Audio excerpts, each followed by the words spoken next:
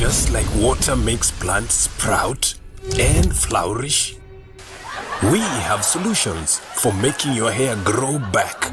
Only at Artistic Hair Transplant Center, Nairobi.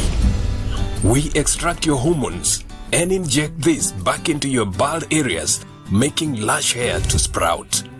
We also use the transplant method, where we get your hair from hair-rich areas and transplant this into bald areas, permanently solving the problem. Then we have pigmentation, creating virtual hair pigments, which is permanent and looks like real hair. These procedures are effective across both genders. Contact us today. Artistic Hair Transplant Center. Your looks are in your hands.